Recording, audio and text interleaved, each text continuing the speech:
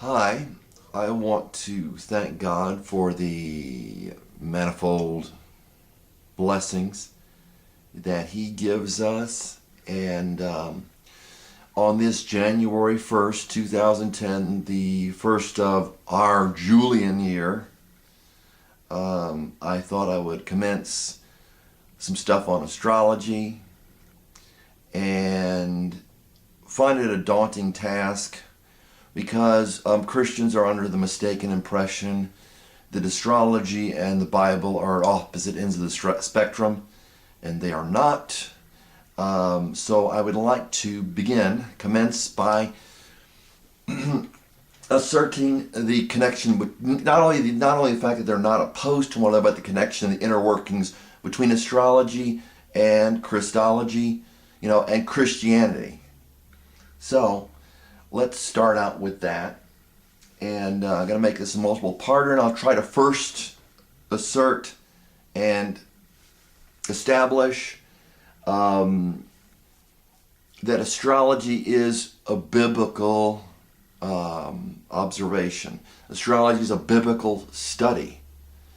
And that does not mean that only people that are Christians use it.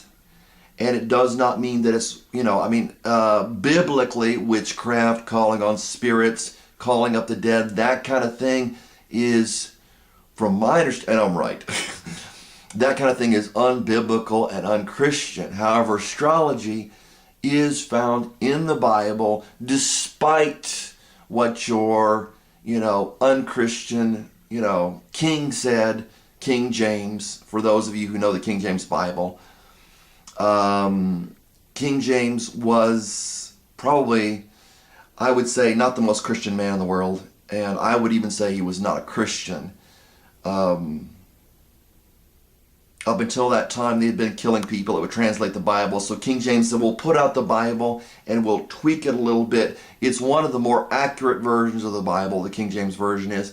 Also in English, one of the, if not the hardest version to read of the Bible. And of course, just as the other versions, has errors. One of them being the word astrology, which is not found in the Bible, that it's something evil. So you start out with, so you got the Bible here. I'm a Christian, and I make no qualms about that. It's not a label, it's not a name. I follow Jesus Christ.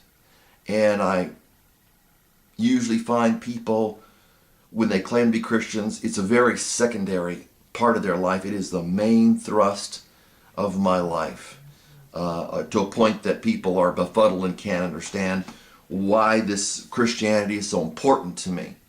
So you open up, and I don't think this is really covered on the internet very much, on YouTube very much. So you open up, you got Genesis 1. Book 1, which is basically, it is the first book, because it talks about the beginning, which is why it's called Genesis, which means beginning. So Genesis, in the beginning, God created the heavens and the earth, and it goes on. Chapter 1, verse 1, in the beginning, God created the heavens and the earth, and it goes on. You go on in Genesis 1, you got chapter 1, first chapter, Genesis 1, verse 13. There was evening and there was morning, the third day.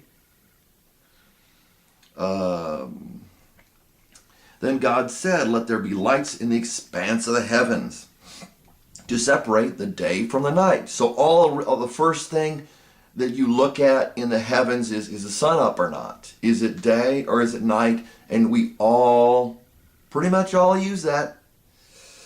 And let them be signs.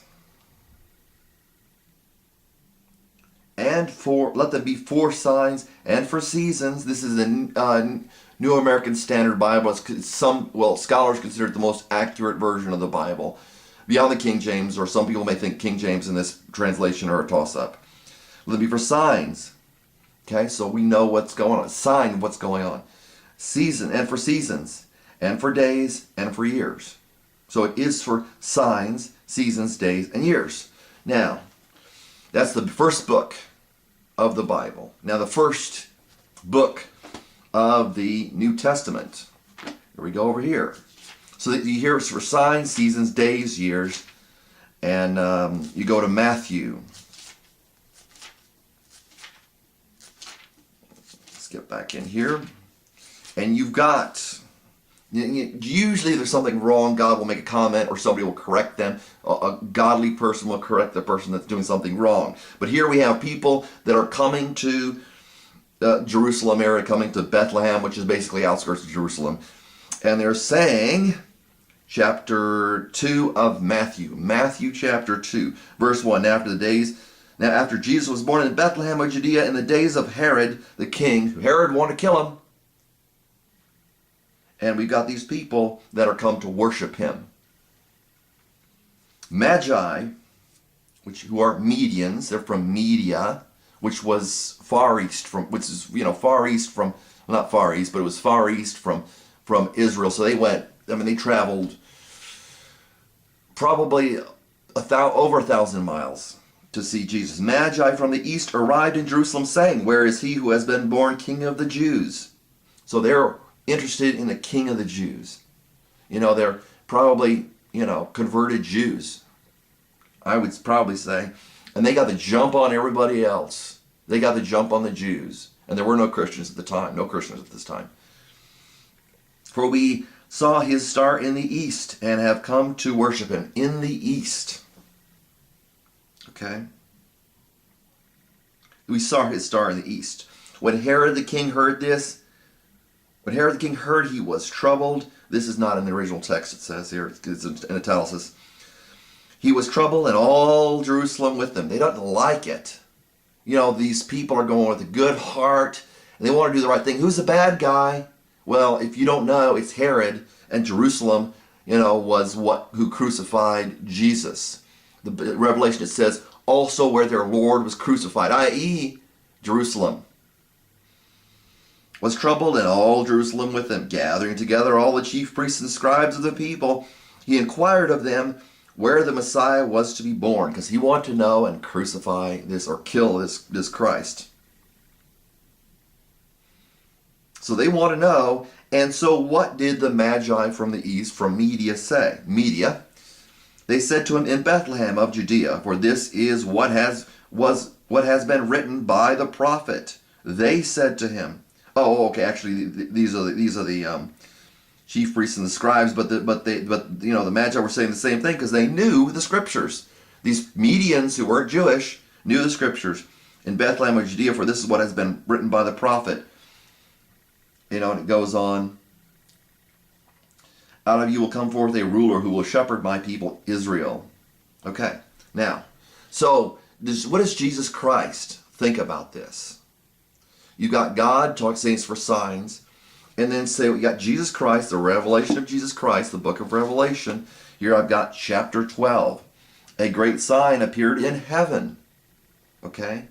The Bible is very clear that we are not to worship the stars of heaven, but God, Jesus Christ is the revelation of Jesus Christ is showing they're for signs.